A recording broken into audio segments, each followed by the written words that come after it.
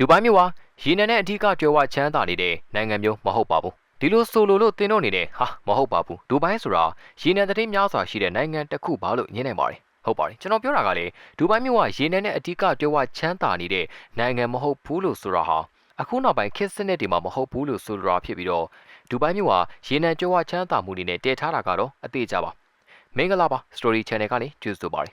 ်ယနေ့ခေတ်ကမ္ဘာလေမှာအကျဉ်းသားသောနိုင်ငံတွေကိုပြောပါဆိုရင် UAE နိုင်ငံဒူဘိုင်းမြို့ကိုပဲပြင်းမြင်မိကြမှာပါဟုတ်ပါတယ်တကယ်တမ်းမှာလေကြွယ်ဝချမ်းသာမှုတွေလူနေမှုအဆင့်တန်းတွေကဒူဘိုင်းမြို့ကပြည်သူပြည်သားတွေထက်အဆင့်တန်းမြင့်မားတဲ့သူတွေဟာမရှိသလောက်နေပါလာခဲ့ပါတယ်ဒါအပြင်နောက်ပိုင်းမှာဆိုရင်တခြားသောနိုင်ငံသားတွေအနေနဲ့ကြွယ်ဝချမ်းသာမှုကြီးမားတဲ့ဒူဘိုင်းကိုတွားရောက်လှုပ်လှုပ်ကင်သူတွေများပြားလာခဲ့ပါတယ်ဒါဆိုရင်တော့ဒီနေရာမှာမေးစရာတစ်ခုရှိပါတယ်ဒူဘိုင်းဟာတကယ်ပဲကြွယ်ဝချမ်းသာလားဘယ်လိုမျိုးကြွယ်ဝချမ်းသာလာတာလဲဘယ်လိုຢာတွေကြောင့်လဲပထမဆုံးအနေနဲ့ဒူဘိုင်းမြို့ဖြစ်တည်လာဖို့နဲ့ပတ်သက်ပြီးတော့အရင်ဆုံးစလိုက်ရအောင်ပါ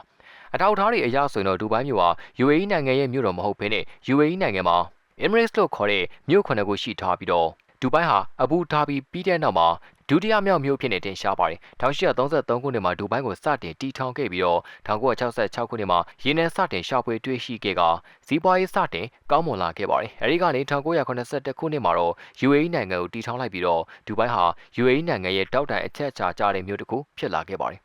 1990ကနေ2000ခုနှစ်အတောအတွင်းမှာတော့ရေနံလုပ်ငန်းတစ်ခုဒေသမကပဲနဲ့ခီးသွွားလုပ်ငန်းတွေအင်ဂျင်မီအယောင်းဝယ်တွေနဲ့ကြီးမားတဲ့အဆောက်အုံလုပ်ငန်းတွေတိုးတက်လာခဲ့ပါတယ်။ဒါပြင်2000ခုနှစ်ကနေ2020ခုနှစ်အတွင်းမှာယင်းနှစ်ခေတ်ရဲ့လူသိများထင်ရှားလာတဲ့ကမ္ဘာ့အမြင့်ဆုံးအဆောက်အုံဖြစ်တဲ့ Burj Khalifa လူလုံထမ်းရွက်ပုံတရံကျွန်းစတဲ့ project တွေကိုလှုပ်ဆောင်လာခဲ့ပါတယ်။ဒူဘိုင်းဟာ1980ခုနှစ်ကနေ2020ဝန်းကျင်လောက်ထိနှစ်ပေါင်း90အတွင်းမှာအလင်းမြန်တိုးတက်ပြောင်းလဲလာတဲ့မြို့တစ်ခုဖြစ်ပြီးတော့ဒူဘိုင်းနဲ့လီမြန်စွာတိုးတက်ပြောင်းလဲလာတဲ့မြို့ဆိုတာယနေ့ထက်တိုင်ကမ္ဘာမှာမရှိသေးပါဘူးဒီနေရာမှာပရိသတ်တွေကိုတဲတဲကွယ်ကွယ်သိစေခြင်းတဲ့အချက်တစ်ခုရှိပါတယ်အဲ့ဒါကဘာလဲဆိုတော့ဒူဘိုင်းဟာရေနံနဲ့တည်တဲ့မြို့ဆိုတာမှန်ပေမဲ့1990ခုနှစ်ကနေလက်ရှိချိန်ထိရေနံတစ်မျိုးတည်းမိတီတာမျိုးမဟုတ်ဘဲနဲ့တခြားသောစီးပွားရေးလုပ်ငန်းတွေနဲ့နိုင်ငံအတွက်ဝင်ငွေများစွာရှိနေခဲ့တာပါဒါဆိုရင်ဒူဘိုင်းမြို့ကိုကြွယ်ဝချမ်းသာစေတဲ့အဓိကစီးပွားရေးလုပ်ငန်းတွေလည်းရှိနေမှာပဲဆိုတော့ဒီလိုစီးပွားရေးလုပ်ငန်းတွေအကြောင်းကိုတင်ဆက်ပေးကြပါမယ်နံပါတ်1ရေနံမူလရေမြင့်ရေနံလုပ်ငန်းကတော့ဒူဘိုင်းမြို့သူမြို့သားတွေအတွက်ဘယ်တော့မှမေ့မရတဲ့အရာမျိုးဖြစ်ပြီးတော့ဒီအရာကြောင့်ပဲဒူဘိုင်းမြို့မှာကြီးတဲ့ချမ်းသာကြွယ်ဝလာခဲ့တာပါဒါပေမဲ့လည်းဒီနေ့ခေတ်ဒူဘိုင်းရဲ့နိုင်ငံဝင်ငွေအတွက်ကိုတော့ရေနံကနေ900ခန့်လုံးပဲရရှိခဲ့တာပါတကယ်တမ်းမှာတော့ဒူဘိုင်းဟာရေနံကြွယ်ဝတဲ့မြို့လို့ဆိုနိုင်ပေမဲ့တခြားသောစီးပွားရေးလုပ်ငန်းတွေကနိုင်ငံရဲ့ဝင်ငွေကိုများစွာရရှိခဲ့တာပါနံပါတ်2အဆောက်အုံနဲ့အိမ်ချမ်းမီ Burj Khalifa လို့ခေါ်တဲ့ကမ္ဘာအမြင့်ဆုံးအဆောက်အုံနဲ့လူလုံထမ်းရွက်ပုံစံကျုံးနေဟာဒူဘိုင်းရဲ့အကြီးမားဆုံးပြရုပ်တွေကတစ်ခုလို့ဆိုနိုင်ပြီးတော့ဒီအရာတွေကြောင့်ပဲအင်ချန်မီရောင်းဝယ်မှုများပြားလာခဲ့တယ်လို့ကမ္ဘာနှံ့ကပြည်ပရင်းနှီးမြှုပ်နှံမှုတွေကိုလည်းများစွာရရှိစေပါတယ်။ဒါကြောင့်ပဲအင်ချန်မီနဲ့အဆောက်အအုံလုပ်ငန်းတွေကဒူဘိုင်းကိုဝင်ငွေများစွာရရှိစေတဲ့စီးပွားရေးလုပ်ငန်းတွေကတစ်ခုဖြစ်ပါတယ်။နံပါတ်3ခီးသွွားလုပ်ငန်းဒူဘိုင်းထူရစ်လုပ်ငန်းဟာဒူဘိုင်းရဲ့ဝင်ငွေများစွာရရှိတဲ့လုပ်ငန်းတစ်ခုဖြစ်ပြီး2023ခုနှစ်မှာကမ္ဘာ့လက်ခီးသွွားပြည်သူပေါင်း18တန်းအထက်လာရောက်လည်ပတ်ခဲ့ကြပါတယ်။ကမ္ဘာ့အမြင့်ဆုံးအဆောက်အုံဖြစ်တဲ့ Burj Khalifa ဒူဘိုင်းမော်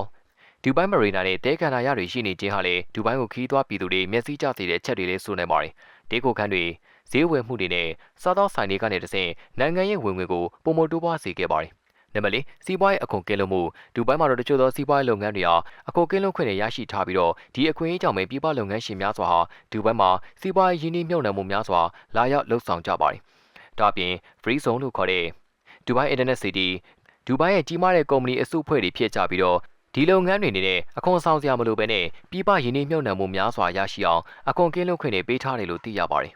။နံပါတ်5လေကြောင်းပို့ဆောင်ရေးနဲ့ကုန်သွယ်ရေးဒူဘိုင်းပြည်ပြည်ဆိုင်ရာလေဆိပ်ဟာကမ္ဘာတော်မှာတော့ခီးတဲ့အများဆုံးလေကြောင်းလိုင်းတစ်ခုပဲဖြစ်ပါတယ်။ဒါ့အပြင်ဒူဘိုင်းသင်္ဘောဆိပ်ကမ်းတစ်ခုဖြစ်တဲ့ DP World ဟာလေကမ္ဘာအကြီးဆုံးသင်္ဘောဆိပ်ကမ်းတစ်ခုဖြစ်ပြီးဒူဘိုင်းဆိပ်ကမ်းအခြေစိုက်ထားတဲ့ကုမ္ပဏီတစ်ခုဖြစ်ပါတယ်။နောက်ထပ်အားသာချက်တစ်ခုကတော့ဗိုလ်တီနီယာချက်တစ်ခုဖြစ်နေအာရှ၊ဥရောပနဲ့အာဖရိကတွေကိုချိတ်ဆက်နိုင်ခြင်းကဒူဘိုင်းကိုကုန်သွယ်ရေးအရာစီးပွားရေးအချက်ကျစေခဲ့ပါတယ်။နံပါတ်6ဘန်နာရီနဲ့ယင်းနှီးမြှုပ်နှံမှု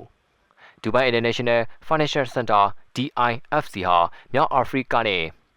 ့အရှိအလဲပိုင်းဒေသရဲ့အရေးကြီးဆုံးနဲ့အချက်အကျဆုံးဖြစ်လာခဲ့ပါတယ်။ကျန်းသာကြွယ်ဝတဲ့ stock share market တွေမြို့ပြဗန်နာရေးစနစ်ကောင်းမွန်မှုတွေရှိထားပြီးတော့ဒီလုပ်ငန်းဟာလည်းနိုင်ငံအတွက်ဝင်ငွေများစွာရရှိခဲ့ပါတယ်။ကဲဒါဆိုတော့ဗီဒီယိုကိုကြည့်ရှုလိုက်ခြင်းအပြင်ဒူဘိုင်းဟာရင်းနှီးတစ်ခုတည်းကြောင့်ကြီးတဲ့ချမ်းသာကြွယ်ဝနေခြင်းမဟုတ်ကြောင်းသိရှိစေနိုင်ပြီးတော့တခြားသောစီးပွားရေးလုပ်ငန်းတွေကလည်းနိုင်ငံဝင်ငွေများစွာရရှိစေနိုင်ကြောင်းသိရှိနိုင်ပါတယ်။ဒူဘိုင်းဟာရင်းနှီးတွေကိုဖိခုထိုင်ပြီး